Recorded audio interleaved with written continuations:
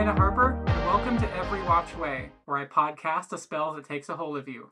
Watch Way, where I podcast a spell that takes a hold of you.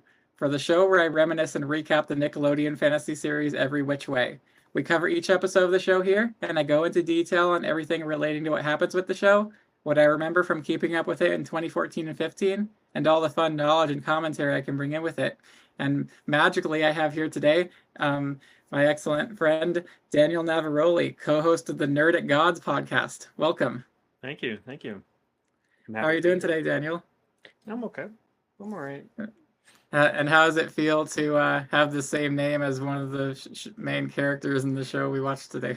Yeah, it's as popular as the name Daniel you would think is. I don't know. There's not that many of us. You got like Daniel Radcliffe and like me. Yeah. Daniel Day-Lewis. That's kind of like Daniel Craig as well. Oh, sure. Yeah. And yeah. So, but we have Daniel Miller as a main focus of our episodes today. And so for people who are listening, how would you describe the program that you create and how you came to make it and what your style of commentary is in general? Sure. So my main podcast is the Nerd at Gods podcast. I've always wanted to do a podcast, and I'm older, so I did used to do like Let's Play style things back in the day, like 12 years ago, I would say, and that was what the original Nerd at Gods YouTube channel was. So I had actually went through and like kind of erased all of that at some point, and I think it was like sometime at the end of 2019. I was on the Kind of Funny subreddit actually, and was like, hey, I've been wanting to podcast for years, and I just went on there and tried to see if anyone wanted to do it with me, and I had a few people hit me up, and like most of them didn't really respond after, and then I had Sims and Connor, my two co-hosts, just hit me up. And then it started from there. And then I think we started in February of 2020, like right before the pandemic. I know people started podcasting like right when the pandemic happened. We got lucky to be right before that. Very cool. That's a lovely origin story. And I've listened to several bits of the Nerd at Gods podcast. It's quite fun, quite enjoyable. Yeah, thank you. Yeah, we do a lot of news, and then especially with me and Connor, if we're both on the podcast, it's a lot of shenanigans. We like to have a lot of fun. Yeah, and yeah. So I was gonna say it sort of is a weird jump to suddenly be like talking about the sort of subject matter that my podcast is about, to be joining onto this one, but it's also kind of a natural fit. I mean, there's plenty of shenanigans and stuff, just funny things here too. At least I think so. Yeah, I'd love to ask you. When I approached you with the idea of coming on, you of course, like nearly everyone else in my life, hadn't heard of this show at all. And so our friend Stephen Gillespie said that after he came on and did an episode with me, he was now every which way pilled. And so that's one side of the spectrum. On the other side is my cousin, who just couldn't wait for what we were watching to be over. So I'd love to ask, after watching the 2 episodes that I had you watch, which of course was like straight in the middle of a season, like a lot of it had to be like would ideally be filled in with context that wasn't. But which side of the spectrum, I'd love to know, are you closer towards? Ooh, I love this question because I'm probably an anomaly when it comes to most entertainment. I tend to find fun or redeeming qualities in just about everything. whether it's this spectrum of like I'm gonna go watch Zombievers and just laugh at the Yeah. movie, or I'm gonna watch like I don't whatever Shawshank Redemption, The So Brutalist, or yeah, yes, the brutal. I actually haven't seen that. I want to watch that. sure. So I can glean entertainment pretty much from Hmm. anything. So I wouldn't really say that I hated it like your cousin, Hmm. or I don't think I'm every which way pilled like Steven. I Um, think he was being a bit facetious there, but right, for sure, for sure. But I would say I do like teen drama stuff. I like mhm, all of that. So like I sure. see the stereotypes in there, like the typical like friend and yeah. So I enjoyed what I watched. Certainly. I'm very glad that you did, and I think it's a very delightful and admirable perspective to like try and like meet every piece of media you see where it's at, and just see what it's what it's trying to do, and its successes and failures in being what it is.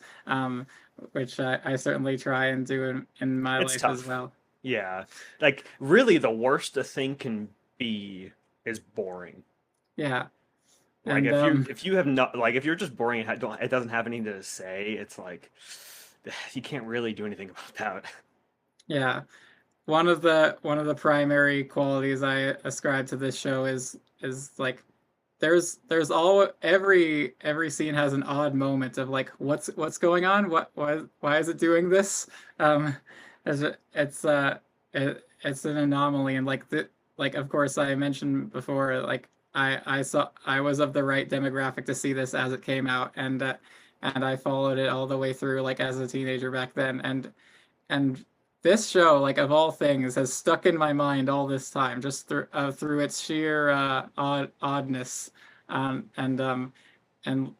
and like I know we'll probably get into it, how a lot of the jokes fall flat, and a lot of like things in it are like of like a lower production standard, but I think there are like some things of like that that's this is unique in a good way, like that, like certain lines are just like I think just like absolutely knockout funny, or like moments like two particular moments that we'll get into later, that are just very extra, I think. Sure. um, you you might be able to predict which two I'm talking about. What one involving music and one involving other choreography. Yeah. So yeah, but we'll get into that. We'll the sort of the MO with this is going through like scene by scene, and giving commentary that way. So and also I'd love to ask, get it in starting this out, how like did you how confused were you? I'll put it that way. Yeah, I think so where this episode it kind of starts, it's very like at the first episode of the two, it like Mm, they kind of get to like there was I guess a little lost because I made my way pretty quick because it is yeah, just yeah. kind of a teen drama, but like the Yeah, they reveal whole a lot in the dialogue of like, oh, this is this. Yeah. yeah, yeah. So like, really, the only thing that was like losing me was like there's like a period of time where the main character didn't have her powers and like was kind of Mm, lying about it. That was like trying to weave my way through what the yeah. characters were saying there. I think that Mm, was the most confusing. Other than that, like I could go by how the show's going. yeah. But we got clone chaos, so no. Hmm. Clone Um, chaos immediately. and there's just a bunch of clones of Emma arguing in the house, like, and she's like, "Well, I'm gonna get rid of all you clones, and finally get rid of this clone chaos." And they're like, and they just start jabbering about how they feel about this decision. Each one of their personalities reacts to it in different ways, and they all start jabbering about it. I was just saying, with my friend Ames, we of course were covering the episodes leading up to this earlier today, actually, and so and we were just saying like for this actress playing all these different roles and like having to like chit chat and jabber with herself, this must have been a blast as like an acting exercise. Yeah, for Um, sure. do, So I have a question about that then, because I yeah. haven't seen the other episodes. Is Mhm. was the most of the season, or was she, or like a chunk of the season, was she actually were you seeing these different characters? So that. it's just been the last couple of episodes, this like cloning escapade of like, oh, she creates one, but then the next clone creates another clone, and then oh no, hijinks and mix-ups and all, and they all have different personalities, and she has to deal with the consequences of what another clone does, and and has to explain them away and things, because as a as you might have picked up with what Nurse Lily says later, um, using the cloning spell is highly magically illegal. I can see why and that would be. yeah, and yes, it's yeah, especially not something that like that someone just like learning their powers should be doing. But, uh, so There's yeah, always the and forbidden magic in a magic world. hmm there's the there's the what were the unforgivable curses The in a unforgivable certain curses. wizarding franchise that I won't name because screw you. um, Talking to the author, of course. Even in something like so I guess it's not as magical, but like a lot of like teeny dramas in this kind of thing have a clone thing Yeah, too. Like Vampire Diaries. There's like a bunch of versions of the main character. They're all like somehow different yeah. characters as well. You And kind of always see that. yeah, I ashamedly haven't seen Severance, but my friend I Ames was haven't. just commenting on that about like how that's apparently the plot of like get in this in a society where people create clones to do the things that they don't want to do. So that's a reflection there. And but the clones are arguing, and then Emma's boyfriend Daniel comes in and notices this. Like he's like, "What the?" Uh, and especially now, given the context that he didn't know that she had her powers back, he was explicitly lied to about that. Uh, and he's like, also, he just comes to Emma's house, and there's five of her just arguing and shouting around, and he's like, what's going on? Uh, uh, Emma, and then all five of them say yes. You it's just you obviously know like several seconds in advance that that's the joke they're gonna One of do, those but jokes is gonna happen. Yeah, for sure. that happens a lot of times in this show. Like you can like count down your head, three, two, one. This particular joke is gonna happen. Um, but yeah, but Andy covers for her. Emma's actually a quintuplet, didn't you know? Yeah, you're just now learning this that your girlfriend has sisters. Yeah, has identical quintuplet sisters. Yeah. Um, yeah, that would be something that I'd reveal several months into a relationship, definitely. Yeah, not right away. And she eventually comes clean. Like, yes, I created these clones, and I've also had my powers back for several months. What? Oh, and for him, that's a relationship deal breaker. The fact that you lied about this, but she tries to give reasons for it. Like, I was trying to, keep you happy. You, like, uh, like you seemed happy that I didn't have my powers back. And he was like, well, yeah, but that's just because I was trying to keep you safe.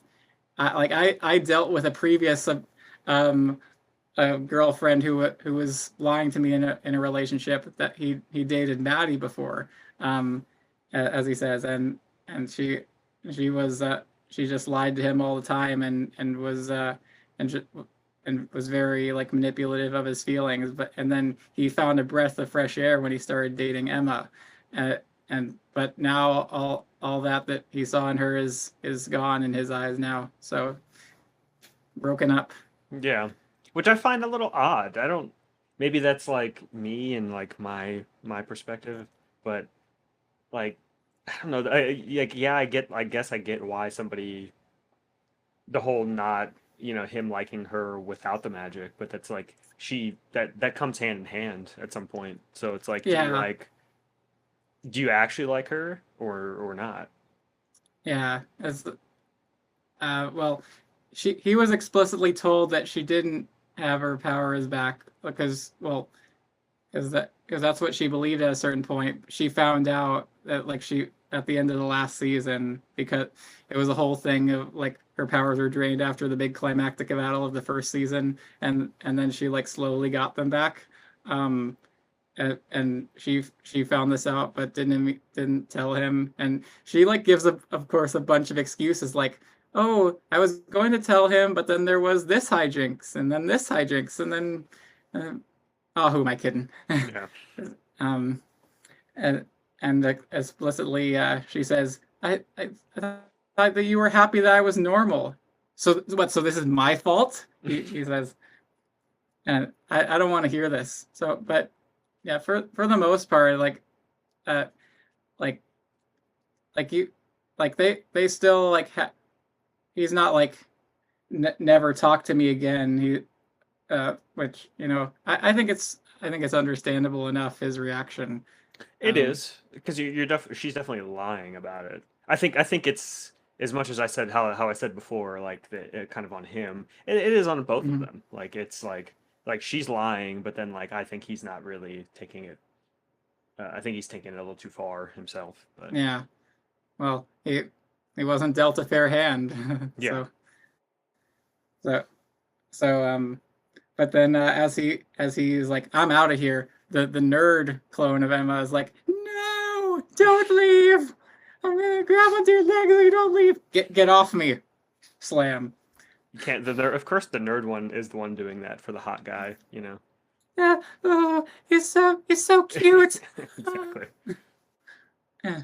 And it's like she's during the last couple of episodes, she was like sweating up a storm, tropical storm Emma. A joke is made because of how overwhelmingly cute Daniel is. I'm so flustered about it.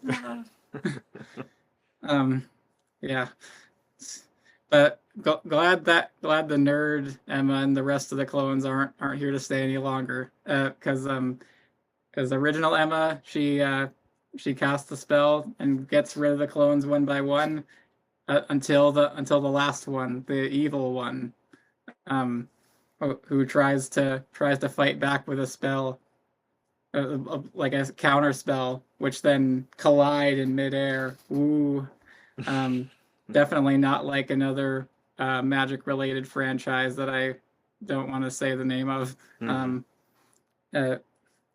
So they walk towards each other, and then they absorb together into each other.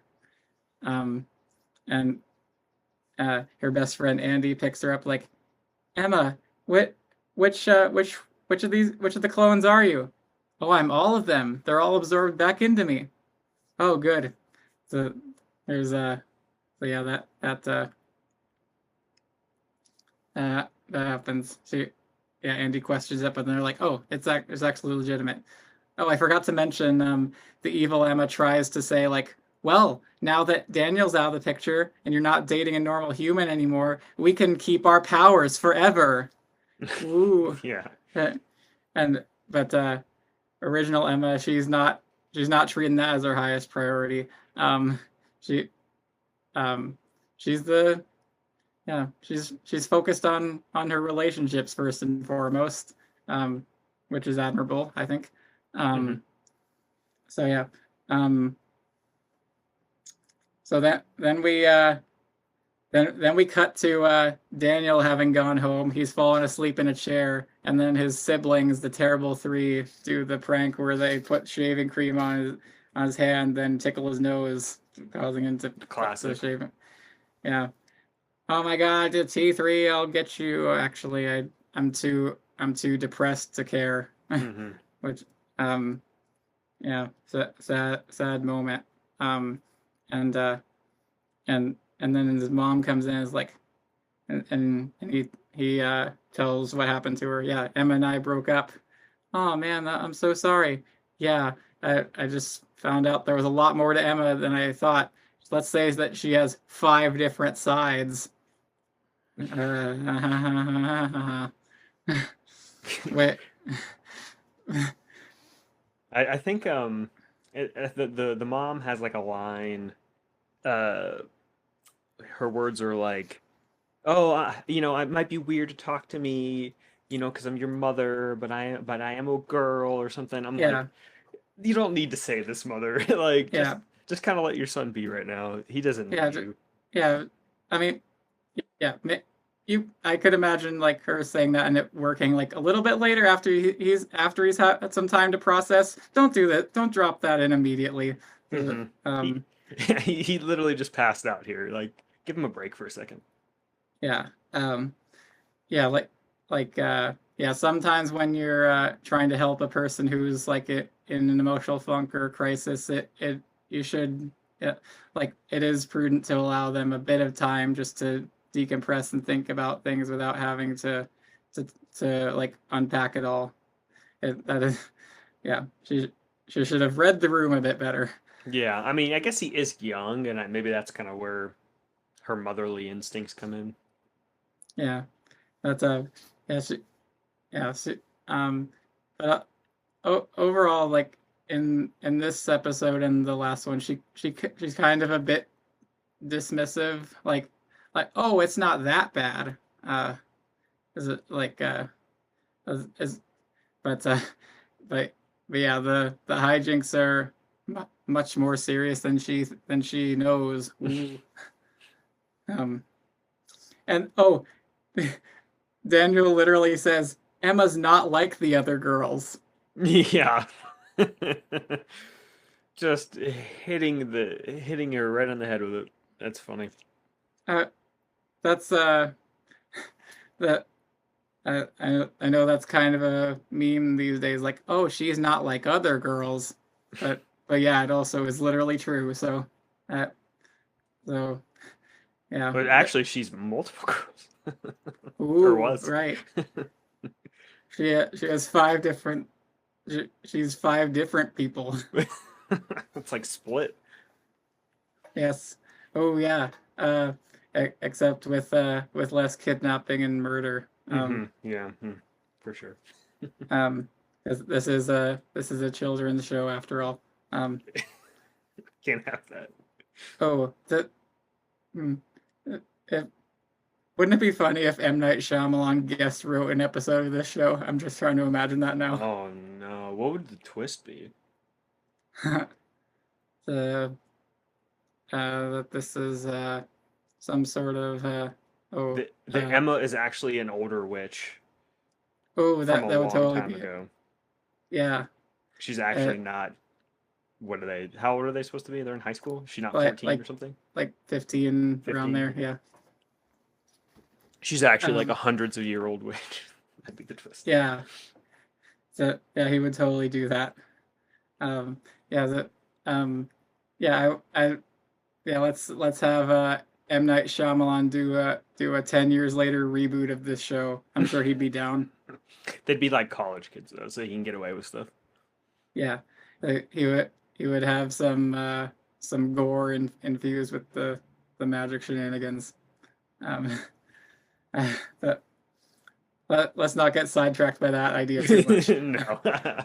Um, so yeah, but the the Hexerin, what it apparently has taken offense to what Emma has done. I'm guessing the clone situation weren't supposed to do that, and so she tries to open the book. It snaps itself shut on her, and and she's like, yeah, stuff and like stuff got in the way of me telling Daniel. I was gonna tell him, but then this happened, and then this happened, and then this who am I kidding? That's how it always happens. Yeah, I'm, I mean, like, yeah, but like, if it's like literal weeks going by, It's like, do you really want to tell him? well, clearly not. Yeah. So, Yeah. It's like, I but think yeah, you're just kind of lying to yourself at that point. yeah. But I like that she at least she was like, that what am I doing?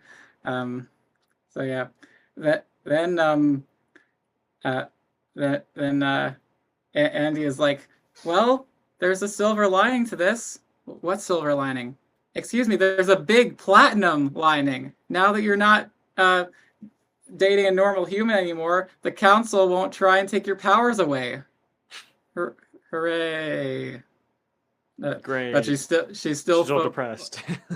yeah, like she's like, wow, everyone else really caring about my feelings, eh? Mm-hmm. Like I really liked Daniel. Can't you guys just like feel for me for 5 seconds here? Yeah. So without immediately being like, oh, oh, good, that means our magical balance can be maintained. Just thinking it coldly in those terms. Yeah. Um.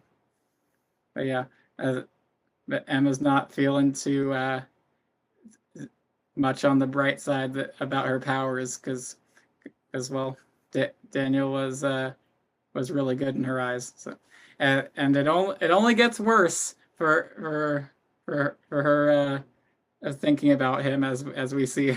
Oh, yeah. But then we cut to I want to know what so um what you made of this next part where Maddie wakes up for the day. She's got her powers back. Hooray! Mm-hmm. Oh yeah, I'm I'm alive and I'm going. Yeah, pumping music, and she's getting information and getting herself dressed, and and then going down the hall, and that. I mean, yeah, and then doing the whole dance number. I knew, this would have been the first time that we had met Maddie this episode, and I knew exactly who this character was. I saw her wake up, and I'm like, this is Rachel McAdams of Oh this yeah, universe. yes. I knew exactly who she was. Yeah, the way her room was decorated, Mm-hmm. her hairstyle, yeah, Mm-hmm. it's all very very well visually coded. Um, just like, yeah, I'm the popular mean girl who's all wrapped up in appearances. Mm-hmm. Maybe I'm secretly actually nice, but I won't ever let it show. Well, she's starting to let it show a bit more now. Sure. Now that she has now that she has a guy who's helping get that out of her. Um, a super supportive boyfriend who will help her out in a magic battle later. That's it's yeah. She goes down the stairs and greets her Panthers. Yet another Mean Girls connection. P name for a clique. I didn't even make that connection. And they have like the literal same character archetypes. There's the ditzy one and the more level-headed one. Yeah. And then they tie in the mom getting like wrongly possessed to dance until they left. Yeah, she was caught up in the spell as well. And she goes downstairs. They greet each other like, "Hey, yes. Oh yeah, we're all dancing together. Yeah, I'm the goddess of glitter and glam." And then the mom's like, "Not at this again." I love that. That was a great meta bit. Not this again. Breaking the fourth wall. Like, if only it wouldn't like. Not that this show does this ever, but this would be the one great moment to do that. To be like, for her to like look at the audience and like, see what I'm dealing with. Like, if she said that to camera, like, what is happening? It would be amazing if this in this one moment and at no other point in the show she did that. I love a good fourth wall break. Yeah, and that like, oh no, I'm magically drawn into it too. Oh yeah, what? And after the three the three girls leave, she's left doing it by herself. Ugh, can't stop. And to top it all off, she ends it on the final beat with blowing her hair out of her face. That was so great. So is the mother like magically inclined as well, or? So she's a powerless witch technically, Okay. But after the end of the last season, Maddie's powers had gotten drained away, and somehow her mom got a hold of them and was using them for a while, like just selfishly, and didn't tell Maddie. Just like, oh yeah, now I have powers, and I'm just going to use them to do whatever I want. Hey, I'm but and Maddie was, of course, like, without her powers, she was like, ooh, I'm feeling rough and miserable, because like that was a huge part of who I was growing into. But then later she found out about what her mom did, and it was like quite the betrayal. Yeah. And but then later they figured out how to transfer the powers back. And slowly but surely she's getting better, because we see in this magic montage her spells don't work quite right. She does a spell to do up her bed, make her bed, and then the spell wears off. It messes itself up again a few seconds later after she leaves. It's like, oh no, her spells aren't quite right yet. But she has to practice to get them good again. That's the theme of this. Mm-hmm. And then the musical number expands to the school. You see, yeah, they do their choreographed dance moves in the hallway. Oh yeah, and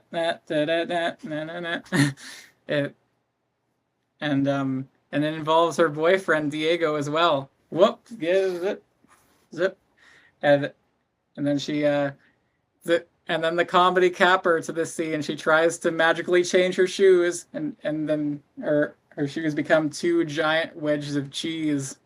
A very particular type of cheese. Yeah, Gouda wedges. Gouda. And then I knew it's another one of those moments where you knew the joke was coming seconds before it happens. Sophie, of course, takes a chunk out of the shoes and starts eating it. Like, my favorite. Yours tastes good. I wanted red stilettos, not wedges of Gouda. I really thought the joke was gonna be I wanted, blah blah blah wedges, not cheese wedges. Yeah. If there was some cheese and shoe that combine a little bit better. Yeah, the joke would have been better if she wanted wedges, but not that kind. Ha ha ha. It's like, but they subverted it slightly, I guess. I wanted stilettos, not wedges of Gouda. Doesn't, I don't know. Feels a bit more awkward that way. And but then Maddie is like, something's really going wrong. And then Sophie's like, yeah, it's like your legs are tone deaf. So Sophie just drops those savage insults every so often. Out of nowhere. I love it. She's a funny character. She's the aloof character is always a good bud for jokes. Yeah, like you never know what you're gonna get when she starts talking. It's like is she like fully lucid, or is she ignorant, or like full on feral, or is she gonna just is like feral? Like genuinely she attacks people in a feral state at different points. Yeah,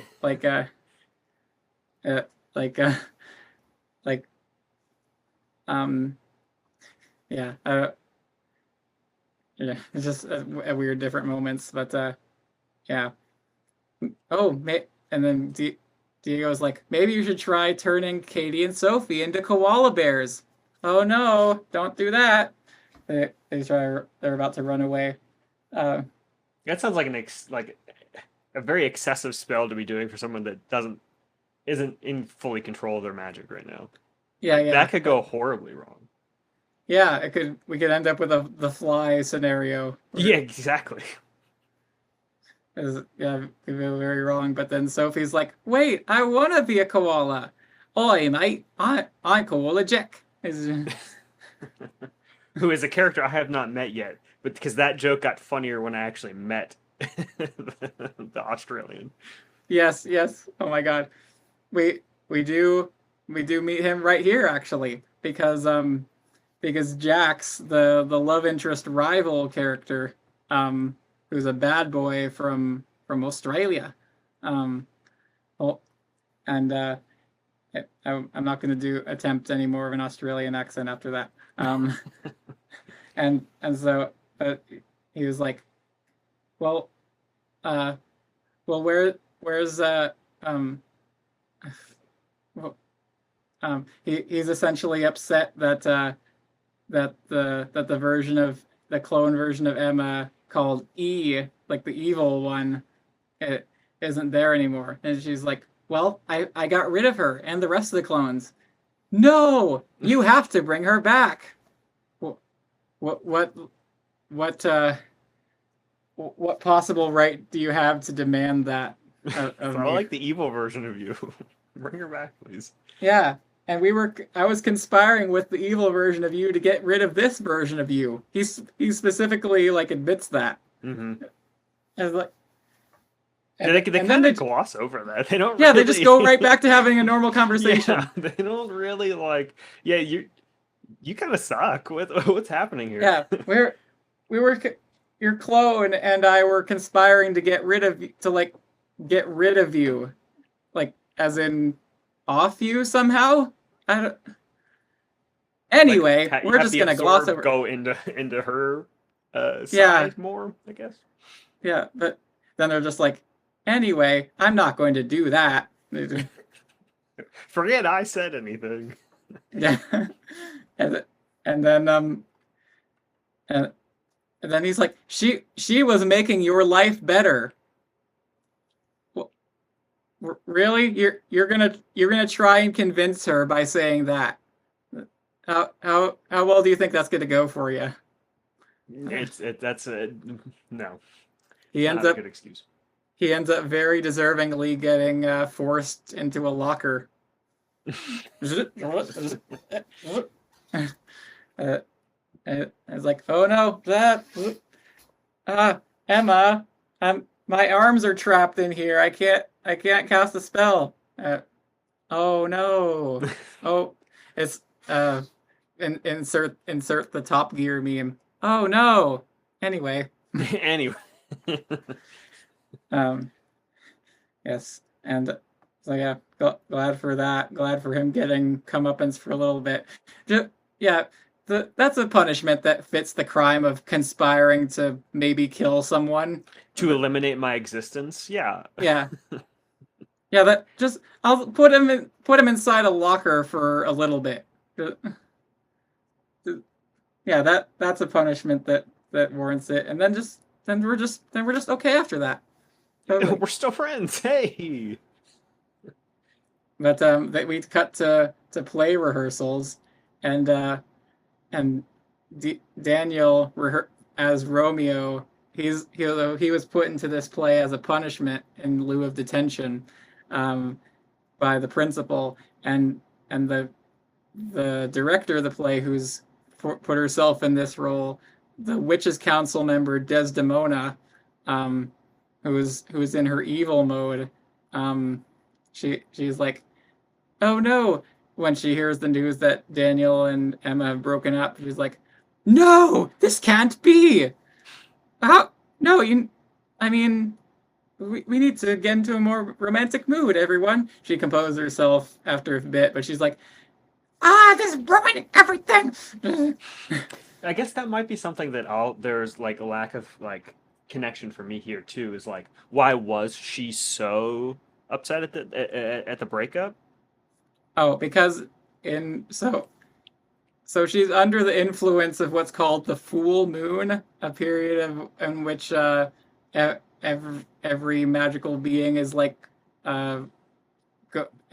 influenced to go crazy a little bit. Just to varying degrees. Desdemona is like turned full on evil. I'm pretty sure that her motivation of like trying to keep Emma and Daniel as an item is to make sure that the council will like find her in violation of that rule and then take her powers away. Oh, I see. Yeah, that makes sense. Yeah. At least I'm pretty sure that's what it was. Um, so yeah, I've covered all this show, and even that's not entirely clear. Mm. I get. So I mean, your logic makes sense there. I could see that. yeah, because the other witches council members have been talking about that as of late. Like, she's still not given up the boy, and then of course when Lily finds out that she has, she's like ecstatic about that. Oh, we don't have to take your powers now. She says that very delicately, definitely. Mm-hmm. Um, yeah, yeah. Emma's just going through it, um, and but Emma then goes to the bathroom and sees Maddie a bit upset that her spells aren't working, and then they confront each other like, "Oh, hi, are you here to gloat, Emma?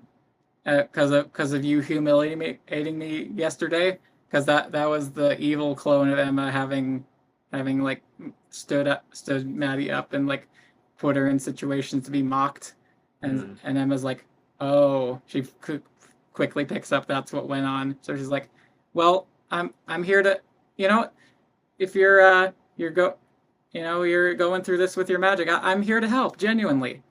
Oh, well, all right. What can you do to help? Well, same thing that we did to defeat the principal at the end of last season. Let's hold hands. All right, holding hands. All right. Now you can absorb a bit of my magical energy and try a spell. All right. Turn this bench into a hair. Uh, and this is so we of course are in the backlog banter Discord. I think this moment is ended up being a GIF that I sent around. Oh, you say GIF? No, don't say GIF. No. Whoops. GIF. No. Sorry. No, you could say however you want. I don't meet very many people that actually say GIF though. I don't say the word often, so True. It was just the first one that came to mind. Yeah, I think I've seen the GIF. Yeah, the bench turning into a hair, and someone else commented like, "Whoa! So you can just create living beings like that in this show? What?" And like someone else in our Discord, yeah, was like that, and yeah, so. And, I think the real question isn't about just creating life like that. It's see, this is how my brain works. Is like, so that hair is just a bench. Mm-hmm. So like, what is the brain process of that hair? It can't be a normal hair. Like a bench has it's nothing. It's a bench. So is it like a brain dead hair? Yeah. Is it like the Scarecrow in The Wizard of Oz? Exactly. Technically not having a brain. Exactly. But it can sing songs about different things. Yeah, somehow could speak, but I don't know. And then Maddie tries to, in out of gratitude for Emma helping her, she tries to turn Emma into a ferret, but she tries to rhyme hair with ferret. She's like, wait, that didn't rhyme, did it? No, it did not. And of course, Emma runs out of the restroom before that spell can happen. And Maddie is really slow to react. She's still facing the wall where Emma was. And just let her run away. Just without like turning to face it at her. I don't know. That was another like I could see that I know that joke's coming. It doesn't rhyme. Like yeah, that was another one I knew. Mm-hmm. Yeah, a running joke in the show is Maddie's not good with words. She can't like there's of course the book The Hexerin. She can't pronounce the name Hexerin to save her life. She's like, I need to steal the Hexaseko Wiro-san. Not even close. Yeah. So yeah, but Gigi, the school gossip, happened to see this. This is the second time in very quick succession that she's witnessed magic firsthand. There's like, oh man, there's witches are real, and I'm gonna report on that on this to my viewing audience. To everyone, this is Gigi Rueda. There are witches. Witches are real, and they're at Iridium High and things like that.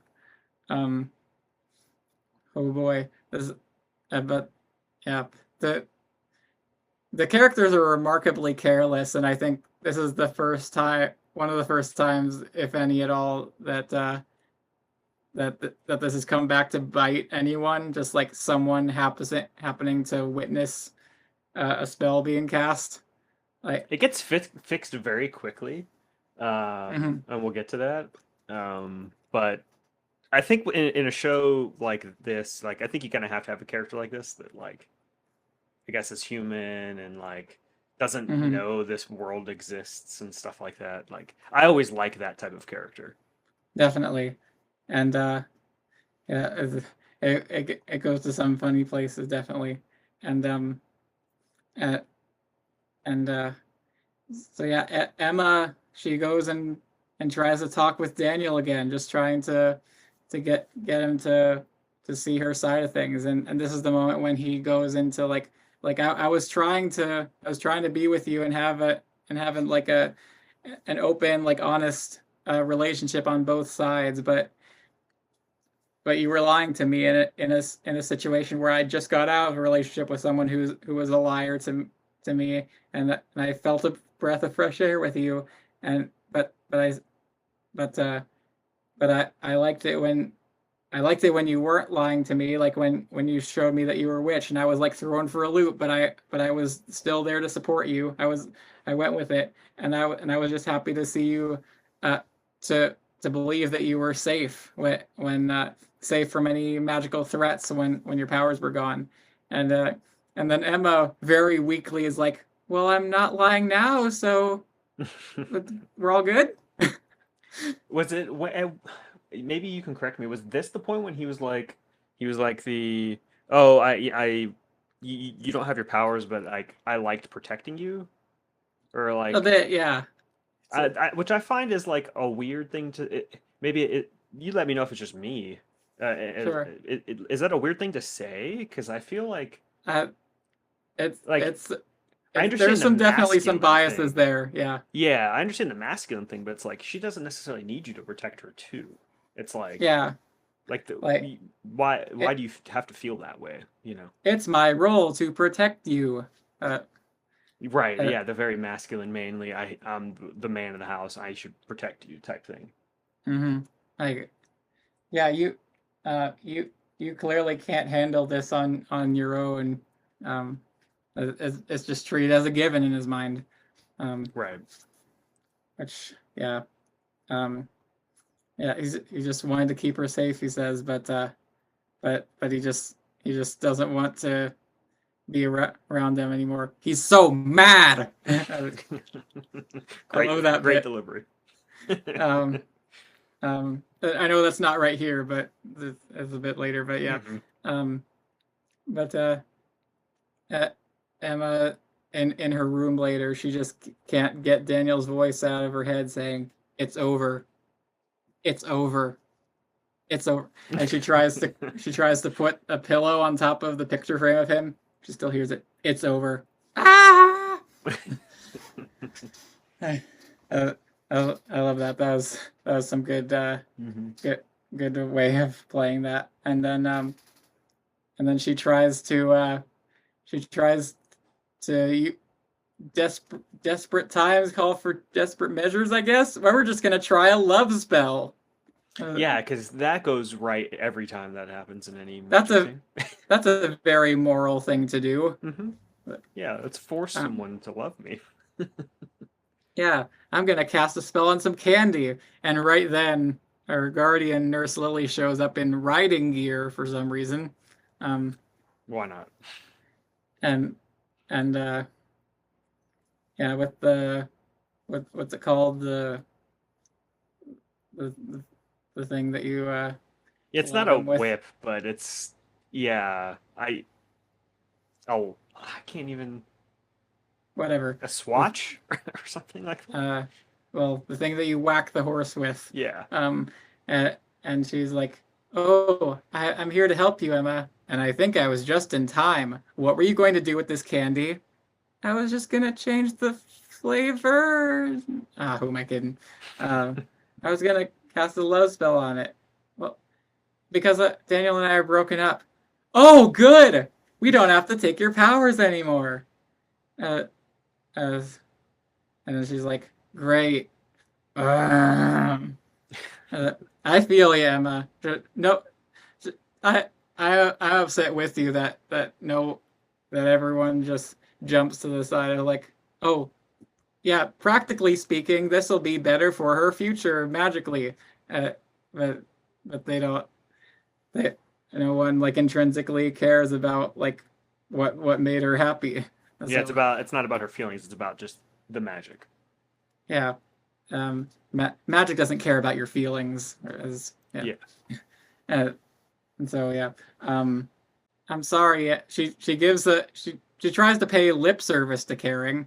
She's like, "I'm sorry, Emma. I know that you really liked him, but now you can focus on controlling your magic, because we've been experiencing a lot weird magical anomalies, picking up the signal of weird things going on, and they're so strong that they could have only come from the chosen one." Yeah, yeah. Tell me what's been going on. Okay, there was the clone thing. The clones. Yeah, I knew it. Wait, clones? Clones plural? Yeah, there were 4 clones. 4 clones?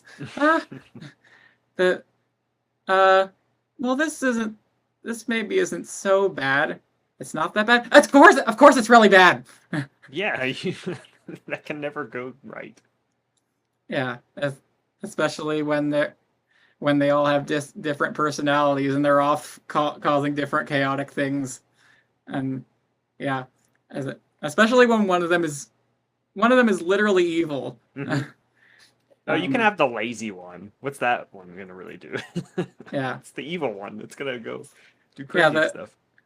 The rest of the 3 were harmless enough, but the evil one, we can't have that one. It's yeah, it is really bad, but at least you got rid of the clones for now. Yeah. Man, doesn't Daniel have such good siblings? Yeah.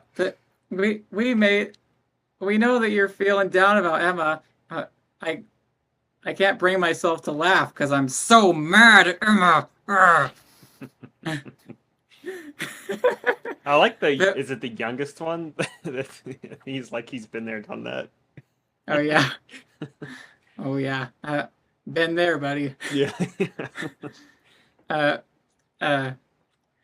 Literally in the previous episode to this one, the youngest one was like, he's so young and so naive. What? Yeah, but keep bringing that joke back. That's a good one. Mm-hmm. He doesn't know he's so young and so inexperienced. Gotta love the cliche of the smart young one. It's great. Yeah. Yeah, but he's also mischievous enough to he and the others of the terrible 3 have put Emma's face on a dartboard and a punching bag. We made this stuff for you, Daniel, to get your feelings out. Yeah, the punching bag one's a little. I think it's a bit much. It's like, what is he gonna just walk up and just start punching Emma? That's not a good message. Yeah, the dartboard's cool, but yeah, not about the punching bag. Yeah. Is it?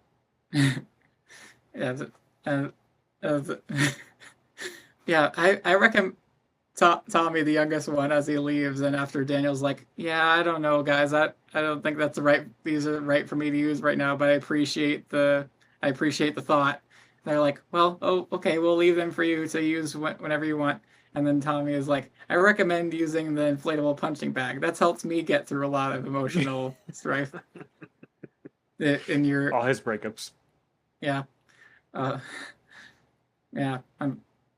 Yeah, he apparently had plenty, I guess. Mm-hmm. I don't know. Yeah, this inflatable punching bag got me through some tough times, as he says.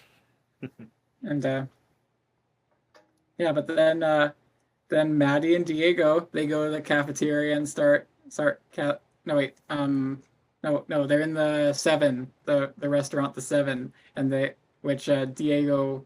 Diego's family owns the Seven and he works there. So they use the space like, all right, you well, we'll start practicing spells. All right, create a rainbow. And then a thunderstorm happens. So indoors. And they're like, oh man, that didn't work. Also, you're way too skittish for someone who can literally create fire. Yeah. Says to Diego. And then she starts creating rain, and then he blows ice in the room, and it starts creating snow. A romantic flurry of snow indoors. Aw, wow. I thought that was a nice moment. Mm-hmm. Definitely a little cheesy, but I get the sentiment that they were going for. Definitely. It's like when the snow happens in White Christmas. It's like we finally getting snow. And then Katie and Sophie are like, wait, he can create snow? How are we going to compete with that for getting Maddie's approval? Yeah. And then Sophie, gotta love Sophie. She's like, yeah, whenever I blow really hard, all I get is lightheaded. and start to faint. Sophie pushes her back up. Ha ha ha ha. This is very Sophie's got coming in clutch with the humor. Yeah. So meanwhile, Gigi, or as Desdemona calls her, Gigi, to reference the Best Picture winning film that was covered on Quest for the Bestest, of which I've had 3 of the members of Backlog Banter on this podcast as well. Awesome. Yeah. Tucker's the one holdout. He was like, nah. That sounds like Tucker. Yeah. But yeah.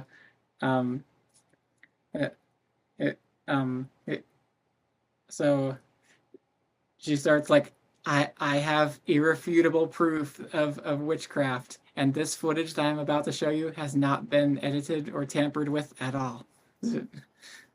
She says it in the very stone-faced manner. What you are about to see has not been edited. Very, very like this is a very serious revelation in all of human history. It's not a bench into a hair. Yeah. I've caught genuine footage of a student at Iridium High magically turning a bench into a hair. Yes.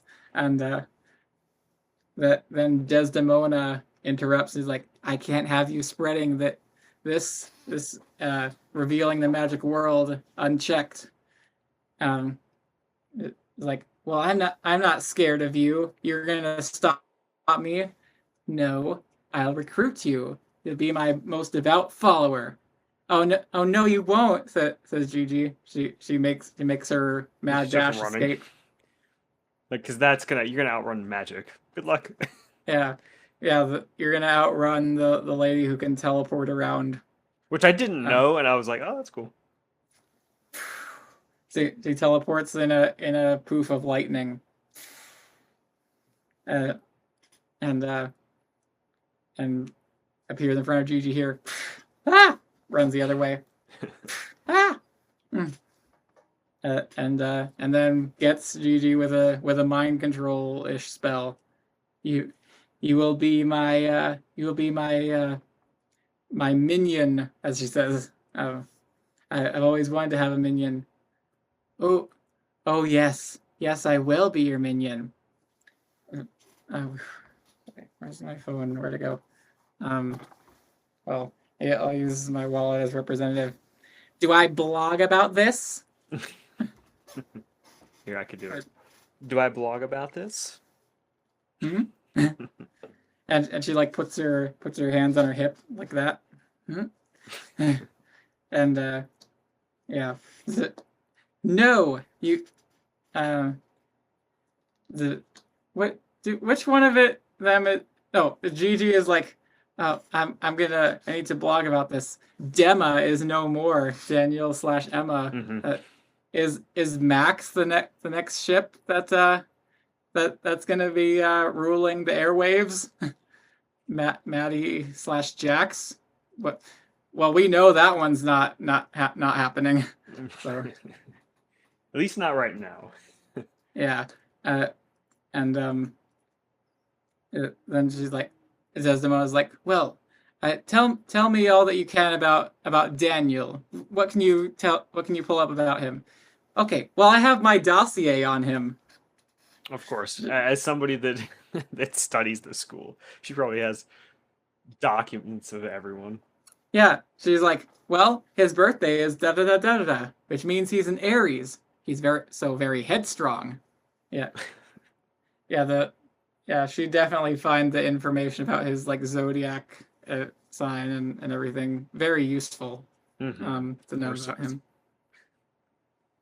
Yeah, she's a witch who has literal magic powers. I'm sure she cares about the zodiac signs. Yeah. Wait a second, what's Daniel's sign? Oh, I'll leave him alone. Yeah, and but then the madness starts to get to Emma. She starts seeing Daniel in every person, and it's like the joke in Ant-Man. Like you hear different voice coming out of the different character. Well, Daniel's voice coming out of different. Sorry, the other way around. She sees Daniel, but the character she's talking to's voice come out, and it's pretty funny. Yeah. The Diego one's the best one. Oh yes, I love that one. And so Andy comes over to Emma's house when she's like in a pretty bad funk of things. Like, Emma, come on now. She pulls the covers off her. No, I can't look at you. Why not? Because whenever I look at people, I see Daniel. What? That's crazy. She looks at Andy and then sees Daniel's face, and we hear Andy's voice come out of Daniel's actor while he's moving his mouth. It's uncanny. And yeah, sure. But yeah, as consolation, as a way of trying to help them out, Andy has brought Emma her favorite breakfast pizza. It sounds so gross. Yeah. Cheese, eggs, blueberry, and mango salsa. I think a good breakfast pizza could work, but not that. Yeah, breakfast pizza is a thing. It like honestly, maybe like just cut out the blueberries. That's it. Like the mango salsa, I'm sure could work with eggs and cheese. You know. Yeah, that might be able to work. I would say cut that off too. You just go like bacon, eggs, and cheese, and maybe a different salsa. Yeah. So yeah, she's brought her one of these pizzas, and then Emma pulls up the covers. She has discarded boxes of 3 more of those. Oh just man, pitting out. Yeah, eating her emotions. Yeah, in her depression mode, and like, well, come on, Emma, you gotta get up. Gotta keep living now. Let's get up. We're gonna go out today. We're gonna do fun things, and yeah, just go shower and brush your teeth 2 or 3 times, please. I love it. And so that then this is a very strange. This is a very strange detail in this next scene. So the Panthers are gathered in Maddie's room, and she's like, "All right, we're gonna cast spells on everyone on my revenge list." Which is the joke in the scene is that it's a giant scroll of a revenge list. Mm-hmm. But if you look at the scroll, it's every one of the names on it is written super big and spaced very far apart to just pad out the writing on the scroll. So that kind of kills the joke because if the joke with a scroll is that you have like thousands to millions of names on it, but it clearly doesn't. She seems like the type that would too. Yeah, like if they'd had just had thousands of tiny printed words on it. Like we obviously can't see what they are, but if they'd done that, that would have been funnier. For sure. And like made the joke actually work properly. The proper way to do a scroll joke is like, well, I haven't really thought about it, but yeah, and then just dropping it on the ground. Yeah. And then start reading from it. Blah blah blah blah blah blah blah blah blah blah blah. Accidentally reading the two friends' names too, like because like of course they'd be on that list for some reason. Yeah. I want to mention a funny detail that happened a couple episodes ago. Maddie's mom accidentally revealed the fact that she had Maddie's powers to Sophie, and in exchange for Sophie keeping the secret, Sophie puts the favor that Maddie's mom owes her in her favor box, which is just something that she mimes opening and sorting through. So like, here is my favor box. Yep. And then she goes through the list of people that she has in the favor box. Katie, Sebastian, Katie, the mayor of Miami, Katie, the prime minister of Canada, Katie. So it's explicitly shown that she has dirt on high-up politicians, and that she can call in favors from them. So I honestly think the reason why the world is in the state that it is because Sophie's pulling the strings on all the high-up politicians. Tinfoil hat theory right there. She's actually the big bad. Yeah. I mean, we don't know that's not the case. Yeah, can you prove me wrong? Can you prove my theory wrong? We honestly can't. Sophie's something else. She is. But yeah, we're gonna. All right, who's the first person on the revenge list? Oh, Gigi. Okay. All right, Katie. Now you need to act as Gigi. Why? It helps me. It'll help me practice. Okay. This is Gigi Rueda, and welcome to Misinformation. All right. My only wish is that Gigi can only speak gibberish. All right, did it? And then Katie just pauses for a minute. Doesn't try and say anything. She's a bit nervous. Like, well, did it work? Oh, it did work. Yay. And then she doesn't undo it, and then goes on to the next person on the list. Who was it? Andy. All right, Sophie, you're up. And then Sophie gives a spot on Andy impression. Yo, what? That's not cool, dude. Something like that. And then gives Sophie a tail. Like, ooh, a tail, and it matches perfectly with my outfit. Yay! What I admire about Maddie is that she doesn't do anything too actually harmful or violent. She just goes for whimsical forms of revenge, like, oh, I'll make you speak gibberish. I'll turn you into a ferret. Yeah, I'll give you a tail. Like, nothing actually, like, really harmful or serious. Just having some fun with it. Yeah, not dropping like anvils or boulders on someone or something like that. Yeah, yeah. Oh, that, but yeah, it's odd. Like she wasn't able to like keep a spell to like make her bed in place for very long, but she was able to magically make everyone do a choreographed dance for minutes on end. So Yeah, you would think that the bed would be much easier. yeah, and like that went off without a hitch. The dance part.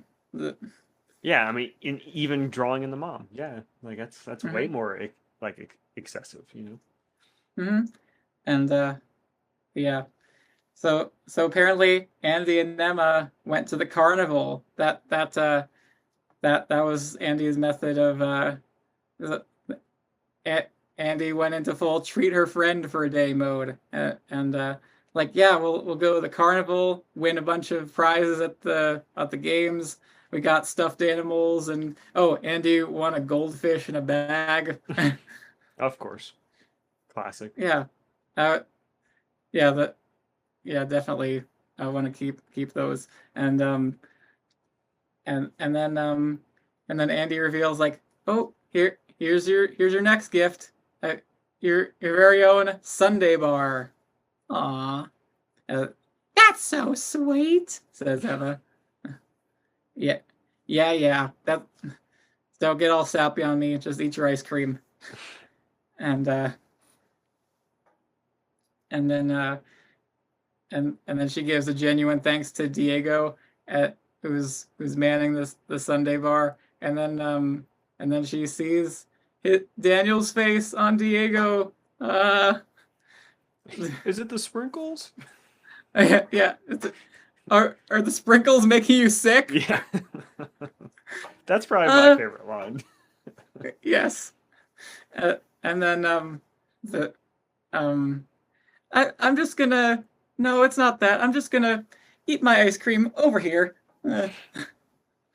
Love it.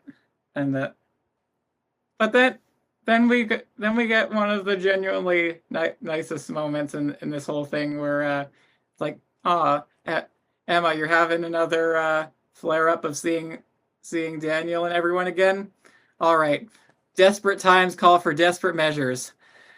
Whew. I'm gonna go up on the stage and just dance awkwardly to distract Emma and make her laugh. The, it takes a genuine friend to do something like that. I love it. Make themselves look silly just to give them a smile, you know. Yeah, she's clearly like she's had this in her back pocket. She's like I guess I gotta do that one now. Do the crazy dance on stage. And uh, but then we cut back to Desdemona and Gigi, um, and so, and is mad that seeing what's happening. She's seeing the live stream of Emma laughing at Daniel or I'm laughing at Andy, and she gets violently angry. Emma shouldn't be laughing. This character's so over the top. Yeah, she's so extra. Yeah. And yeah, she's I think she's overtaken Maddie's mom in that regard. Mm. And it's like, well, and then she tells Gigi, all right, do your thing, start boogering. You mean blogging? Oh, talk about a fall flat on its face joke, you know. Yeah. She thinks she thought blogging was called boogering. Ha ha ha ha. But then she gives her a very useful piece of tech for doing espionage, a headband with a hidden camera on it. I bet she can capture more details that she needs that way. I'm not entirely sure what her goal by using Gigi is. Like, Did you get a sense of it? So the only real way is it's like she's an adult and then she's a kid. So it's like Gigi being a kid is like, oh, she can like go where all the other kids are at and like Sure. not draw as much of attention because you're like an adult and then Emma knows you and all that. It's like, okay, well Gigi is just a student, so she could just kind of be where the students are. That's the only reason I Sure. could really see. So like she'll hopefully catch Emma doing something magically in public that can then be used as evidence to get Emma in trouble, I suppose. Right. And that like Okay. that she might be I guess because she is young, I don't know, maybe not as like sore eye as like seeing Desdemona would be, you know, Yeah, out in the middle of public. I think if Emma saw her, she'd be like, "Oh, why are you here?" And she'd guard me up.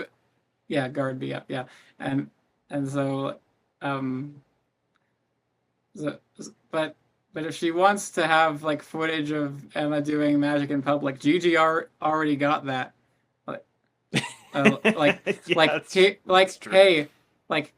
Hey, Witches Council, a non-magic student got this footage of Emma just using magic brazenly out in the school. That should be sufficient to get her in whatever trouble she's thinking of, you know. But do you think that is because Maddie is there? That maybe like she only wants to get Emma in trouble and not I like suppose so. maybe not have Maddie in trouble as well? Something like Yeah. that. I don't get the impression that she cares about Maddie in any way particularly. Yeah, that's true. Why would she really care that much? Yeah. So yeah. But Desdemona also has other priorities, making the play exciting. The Romeo and Juliet play, she conjures genuine fencing sabers, and then also like full on swords, like actual real ones. See if these students can actually sword fight. Yeah. They got skills. We'll see that in just a minute. And like I vaguely remembered the scene that's coming up. It was even more entertaining this time. I've forgotten how much fun well, we'll get to it. But yeah, that she conjures the swords for the play, and then after all this time of Emma hallucinating Daniel and everyone, she comes across the real Daniel. Whoa. It's like she runs into him, sees his face, screams, "Ah! What? Are you all right, Emma? Daniel? Yeah? Like Daniel Miller, Daniel? What's going on with you?" Yeah. That is up there for like some of the I think one of the worst deliveries in like these few episodes. Yeah. I think that was like ooh. Daniel Miller, Daniel? That line. It got so me, funny. But it was just yeah. So yeah, like certain line deliveries every so often just stick out. Like like there's one in the season finale of the first season where in the climactic battle scene, Daniel tries to huck a giant styrofoam rock at the evil principal, and he says, "Eat rocks, principal." He says it exactly like that, like very like awkwardly, like not how you should like it. Yeah, like eat rocks or something. Yeah, it's not delivered like properly or dramatically. He's just like, "Eat rocks, principal." Really quick. Like jumble the syllables together too much, like so it sounds like not as right like it should. There I know doesn't happen in these episodes, but like there are several times when characters put the emphasis on the wrong syllable in their words. like one time Katie said like, "Are you gonna build him a nest or something?" Instead of saying, "Build him a nest or something." uh, uh, and at one point later, Andy says, "Oh, like you could get him get a tiger or or a Tasmanian devil." Is it? You're not supposed to put the emphasis on Tasmanian devil. It sounded very awkward. I get the sense that a lot of these scenes they just use the first take. You know? Yeah, and they're young, and it's like they're just trying to get through these scenes. Mm-hmm. Yeah. Yeah. You get the sense of the show that that this is like a production line. They got to get through all this quickly. Especially like I was looking like I had watched first, and then like I spent a little bit just kind of looking at the Wikipedia a little bit, and like the seasons were very quickly put out. Like yeah, they filmed it was like two each, two a year. I was like, oh wow, I didn't expect that. Like the entirety of this show came out like over the course of a year and a half, just about. Yeah.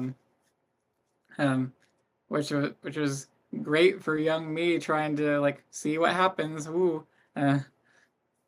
Yeah.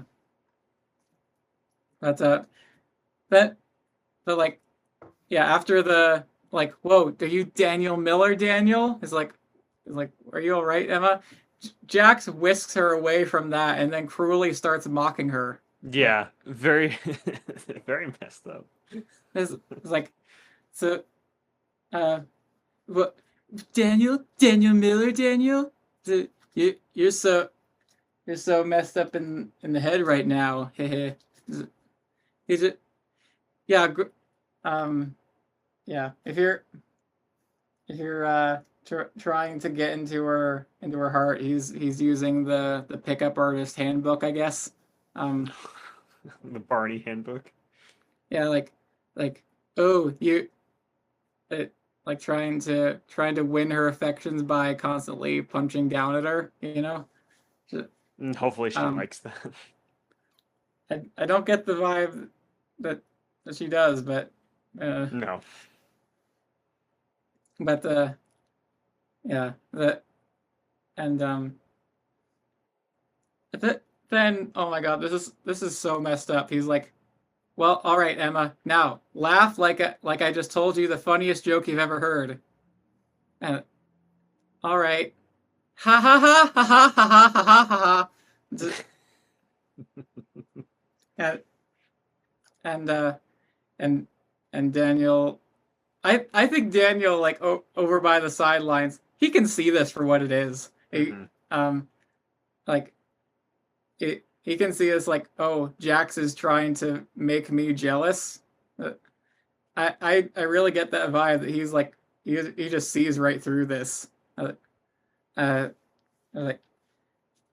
and yeah, attempt to make Daniel jealous is obvious. So yeah.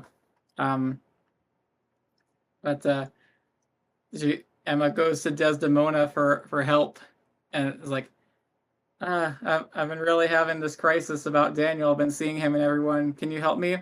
Cast a spell on her. There. Now that'll stop. Oh, good. Easy. Yeah. I get maybe Emma could have tried to spell herself. I don't know. I forgive Emma for that. She's not in the right mental space for that. To just think of that. Or to try it. But then and she's like, I need to get Emma back together with Daniel. I'll just drop the hint that she should be Juliet in the play. Yeah. Would you like to be Juliet and while Daniel is Romeo? I don't know. I thought Sophie had that role. Oh, so Sophie can always get down with the flu, or poison ivy, or the bubonic plague. You could just kill her. Yeah, off Sophie. I have a feeling Sophie might be harder to kill than she thinks. You know. I mean, we came to the discovery she's the big bad. So like, she's gonna be hard to kill. Yeah, but she's like, I'm just kidding, but she can be benched, and I can put you in the role, and and then she's like, bad consequences could happen if you don't get back together with Daniel. You know, bad magic things, and that then we get to one of my favorite scenes of these episodes, where Jax and Maddie get into a magic duel. She starts she starts the fight by making Jax's apple that he's eating rotten, and he's like, "Oh, ew, ha ha ha! That's for what you did to me earlier," and then they start casting magic spells back and forth. We're gonna cast popcorn at each other, and we're gonna cast hot dogs. That was the one that got me. Was when he summoned hot dogs, started throwing hot dogs. Yeah, in a whirlwind of hot dogs. Yeah. And then he protects himself with a bubble shield. Whoa, you can't hide from me. He says in a very cringeworthy way. Yeah. The food is flying across the room, and then Diego comes in, and Maddie screams to him, "Help me now!" Haha! Jack starts throwing stuff at him too, and then Diego, with his Kanai powers, he blows wind, and it busts right through Jax's magic bubble. It's Kanai breath is kryptonite to magic spells, I guess. Yeah, he seems like way too powerful after that. Yeah, it seems like a specific like antidote, or or like an antithesis. Yeah, like this beats that by default. Yeah, and his breath pops the shield, and then they all jump up, and then the principal comes in and is like, "Hey, what's going on here? I've heard of food fights happening before, but like, what on earth is this?" There's hot dog and popcorn everywhere. The cafeteria doesn't even serve popcorn. Which is this is great, and I'm gonna give you detention, but Daniel got to be in the play instead of going to detention. Oh, you want to be in the play? Fine by me. That seems to be way too lenient of an option to do. Yeah, well, then also it's like a real like drama teacher would not want that. Like, you're interrupting my play. What am I supposed to do with these detention kids? Are they going to be extras or something? Also, that's quite an insult to the play. We're gonna drop our problem students off here, and they'll fit right in. Wow, like when you get the vibe that these writers have like come across, teachers or people like this who just have a hatred for the arts in a way, and just write the principal or bureaucracy characters to be like that, I suppose. Yeah. And you're all gonna report to my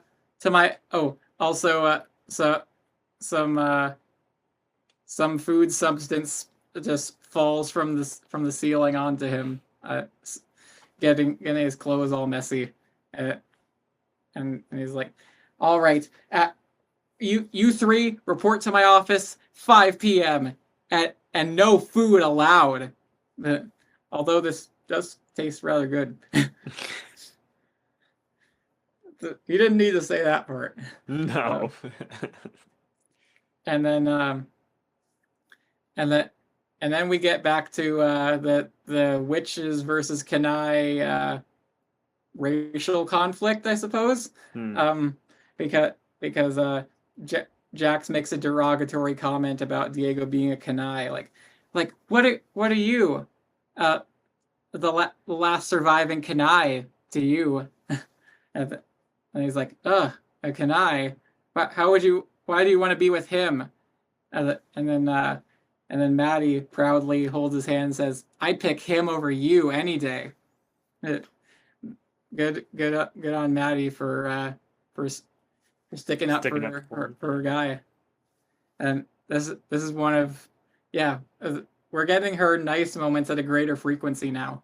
Yeah, this is definitely one of the like, oh, like maybe she actually has some heart down there and isn't like just the Rachel McAdams.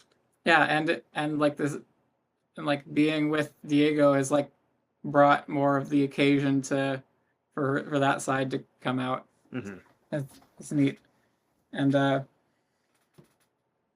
the T3 see Emma with Jax, and Melanie was like, I just saw Emma in the hallway. What? In the hallway?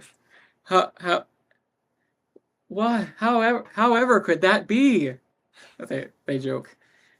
Guys, guess who she was with in the hallway? Uh, Andy? No, it was Jax. And then they're like, oh man, uh, uh, Jax getting with Emma right after the relationship with Daniel ended. Oh, he must be up to no good. He must be bad news. Great perception, these young children. Yeah, yes, he's very deserving of whatever pranks they're gonna cook up. For sure. And so yeah, so and in one of the final, so we get to I think the final big sequence of this episode here. We're in the home stretch here. We're almost the so Desdemona got the bright idea to turn Romeo and Juliet into a musical in addition to an action piece. Like, oh, it will be you, I'm sorry to say. And Daniel and Sebastian, like, they give very, very poor wooden readings of these songs, but like also that like they're very awkward, but also like anyone would deliver this awkwardly in a it's a high school play. Yeah, and Desdemona is like, perfect, no notes. Oh, all right. We don't need to rehearse that more. Perfect, just the way that was. The way she says it, and but yeah, the principal comes in and is like, excuse me, what's this I hear about using real swords? Like, we can't do that. Give me one good reason for why we can't use real swords, and don't say that they're too violent. Well, I guess you got me there. And it's like, well, use, like, you can order some new fake swords, and why don't you just use whatever the props department has? All right then. And then straight up casts a spell on Sophie to give her the flu instantly. But, man, that's messed up. Yeah, it is. That they can just do that. And then coerces Emma into taking up the Juliet role after Sophie starts coughing, like, oh, I'm sick now. Oh no, Emma, you should step in. I don't know. Oh, then we will have to cancel the play. We need Juliet. It's the and Daniel's like, well, it's just rehearsal right now. The blood of the theater is in and Emma's like, all right, fine, I'll do it. Also, the guy who was playing Tybalt got chicken pox. So who can we ask that to get into that role and replace him? Guess who immediately volunteers? Jax does. The bad boy. Because he's in real life within the show in opposition to Daniel, so he picks the role that's in opposition to Romeo, so someone comes in the room like, all right, we got our replacement swords. Here's a baguette and a thing of salami. And yes, that's it. And here begins as they rehearse the battle scene, the most epic battle of all to end all battles. that they start fighting, and like they like at first it's not too crazy. They're like ha hit hitting each other with hitting the swords against each other.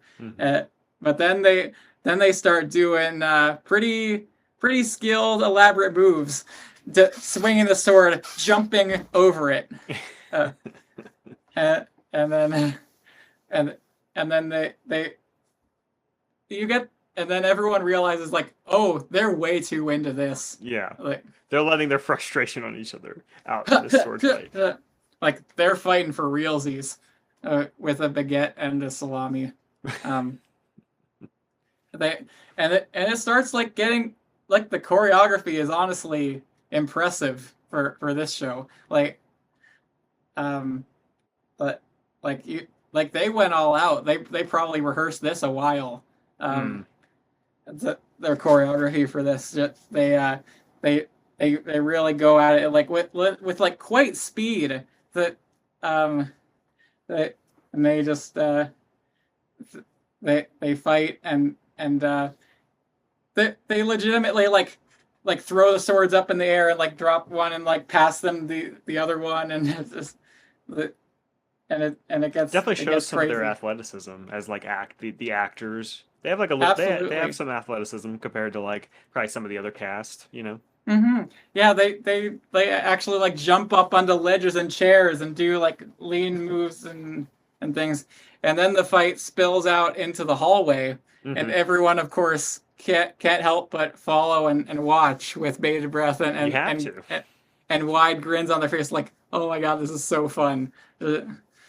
But I mean, that's exactly how I'd react. Like, oh my god, you gotta look at this. Yeah, for sure. We gotta follow. And yeah, everyone's eagerly watching, and then at a certain point, like they like roll and like and both of their weapons have been split in half, and they're just left with a short bit of that in their hands, like, and Jax looks at the nub of bread in his hands and he's like, ha, I win. Because my bit of bread is longer than your bit of salami. And then Daniel's like, no, I win. The salami is mightier than the baguette. That's a quote. God. I guess we should hear from the audience who won then, says Jax. The real maiden who we're trying to win, obviously, in all of this. Like, we're self-aware of that. And they're like, well, let's see who the audience prefers. Emma?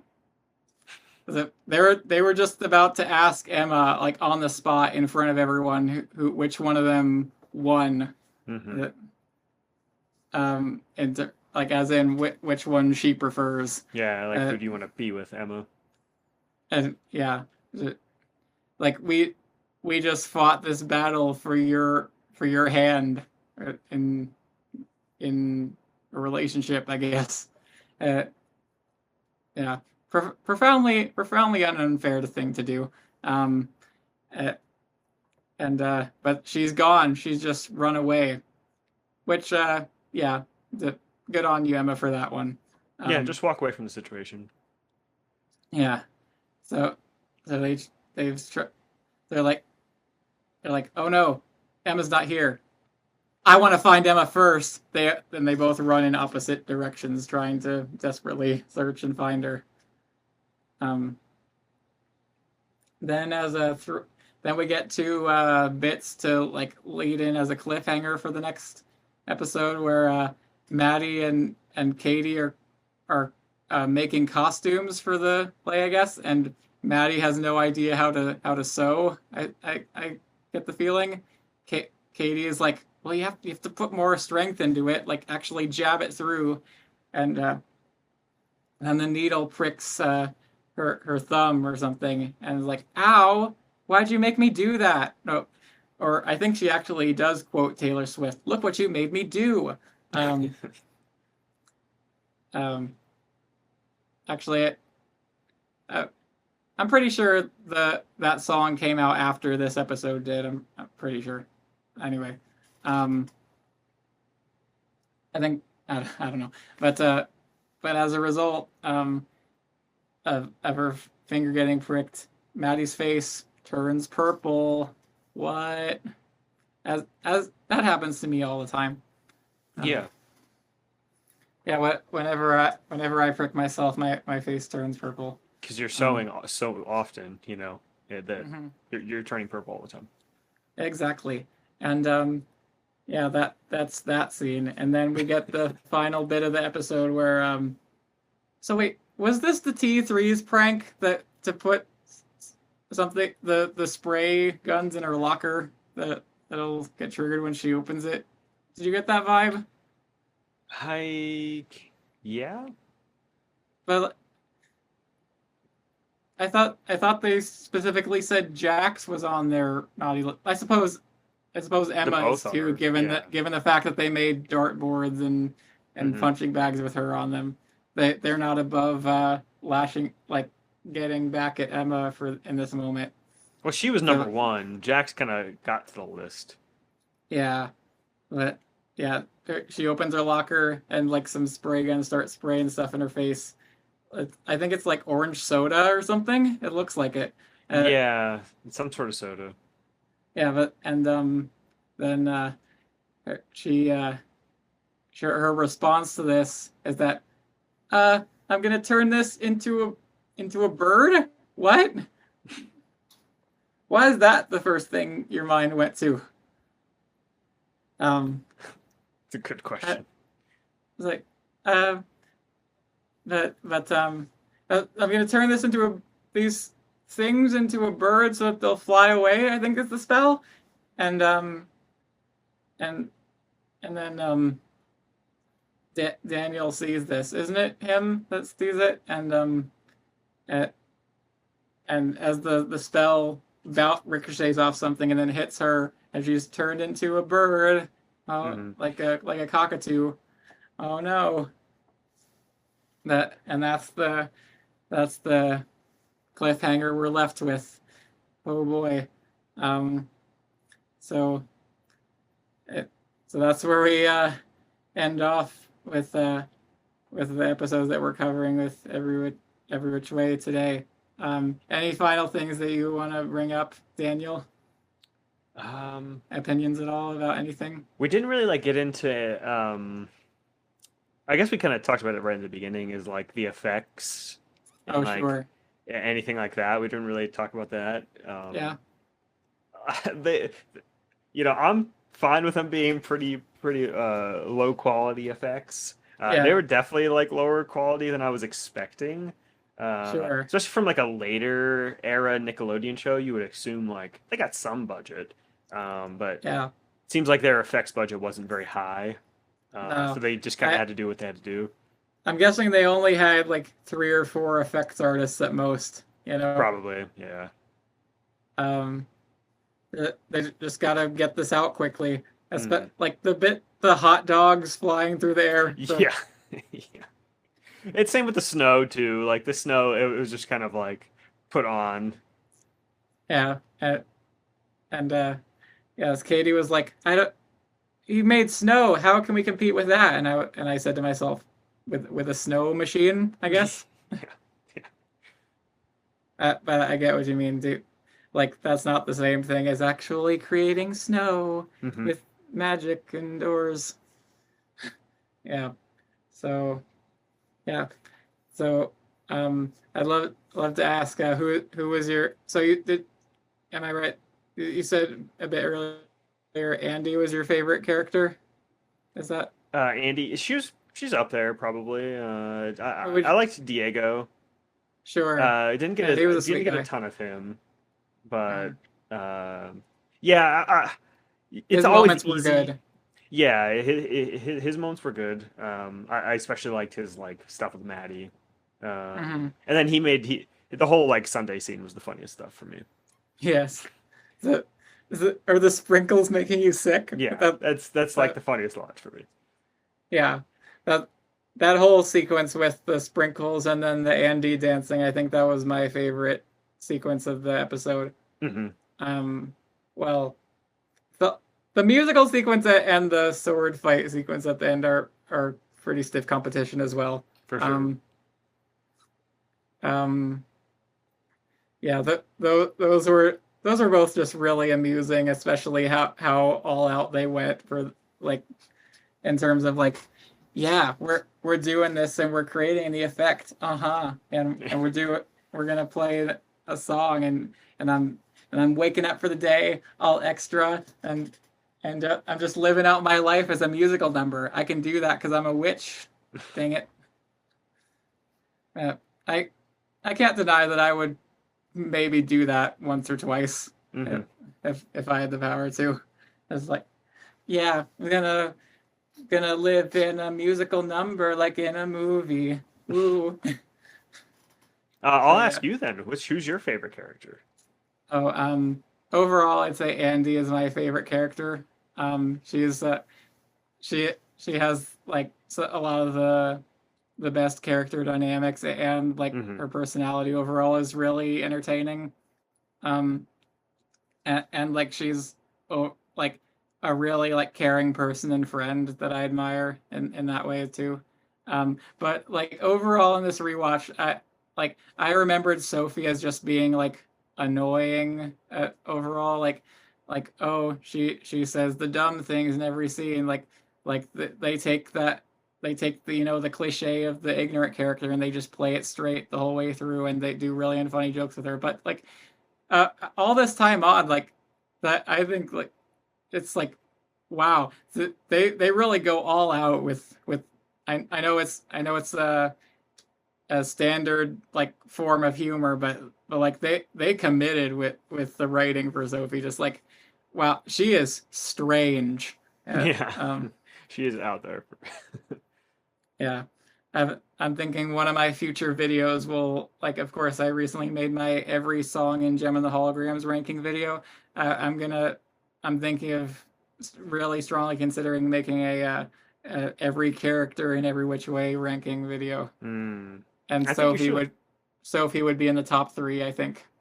Ooh, okay. I think the 3 kids are kind of fun because I just like the prankster characters, and especially like there's 3 of them. There isn't just like one prankster guy or something like that. Like I think that's fun. And like there's 3 of them. They get to bounce off of each other. And it's like I did this. Oh, I made this, and such. Yeah, Emma's an interesting one because like that's always the easy pick. It's like, oh, it's the main character. It's the character you see the most. Like it's kind of hard to like rank her compared to like some side characters that you don't get quite as much, you know. Yeah. Yeah, she's definitely interesting to follow. She's like she's very frantic and like not very sure of herself a lot of the time, and she like awkwardly phrases her words to get out of things, like or like I wasn't thinking this, I was actually thinking this, blah blah blah. Uh, uh, and I especially enjoyed the moments in these episodes that we watched. They're like, well, I was thinking this. Who am I kidding? Just forget it. Yeah, I was about to attempt to lie. I don't have the energy to. I feel that. That's actually pretty endearing. Yeah. Yeah. So yeah. Anything else you feel like bringing up at all? What did we not talk about? Oh, we didn't really mention. We kind of went right into like the scenes. We didn't really talk about the intro at all. Yes. Intro music and the kind of the yearbook. I think that was kind of charming. You know, I always like to see these type of shows and like iCarly or something like that have their intro, like how they decide to do it and things like that. Uniquely for this one, they don't. In the intro, they don't give the actors' names. They just say the characters' first names. Oh, right, yeah. So like and the other ones, Maddie, Emma, Jax. I like the bit of them like showing the different cliques, like, oh, the Sharks swim team, these 4 are those. The Panthers, here's them. and yeah, the bit where Maddie's like, I'm gonna cast some glasses onto your face. Haha. And she's like, excuse me now. And yeah, what did you think of your namesake character overall? Oh, interesting. Yeah. I think he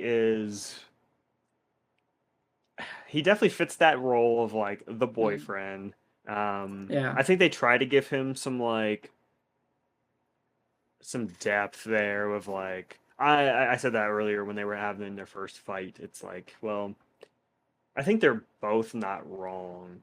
I just don't think it feels like he is not handling it as well as like she is. I feel like they need to that's like them being kids kind of thing. It's like they're not as reasonable. They can't just sit and have a conversation about this. They need to like we're breaking up, you know. Yeah. But like I do think it like we got the vibe that he wasn't like cutting off contact with her entirely. He was just like essentially like taking a break on the relationship, which overall I think is warranted. That's how it plays anyway. So yeah. But yeah, he definitely like didn't handle it optimally, but like he well yeah, but yeah, like you say, he was flustered and feeling betrayed. I get it. Yeah. So yeah, I think that wraps it up for our episode of EveRe-Watch Way. Thank you so much, Daniel, for coming on. Yeah, thank you for having me. It was great to be with you. This was a real blast, and I've never had anyone on the show thus far who's shared a name with one of the main characters. So I feel special then. Absolutely. Yeah, would love to. Yeah, would be down to do this again with you sometime if you're up for it anytime. Yeah, if you need a guest at some point later on, yeah, let me know. Sure. Yeah, this show goes in some pretty strange directions, and in season 3, I think introduces a really interesting and fun character that I'm sure you'd like as well. But yeah, we'll get there some point in the near future. So yeah, everyone, thanks so much for listening to EveRe-Watch Way, and follow the Nerdic Gods podcast. Anything else like info you'd like to give about that to anyone who might be listening? Yeah, we're on YouTube, we're on Google Play, we're on Apple, Spotify, I think that's the big audio ones we're on. Mostly just go to YouTube, Nerdic Gods. Yeah, fantastic. I'll share the links to that in the note in the description of this episode wherever you see it. And yeah, follow EveRe-Watch Way on Spotify, Apple Podcasts, and YouTube. Share it around the people that you know, and I'll be hopefully opening up some more social media avenues soon. It was great to be with you again, Daniel. And so everyone who's listening, take care, have an excellent week, and finally, best magical wishes.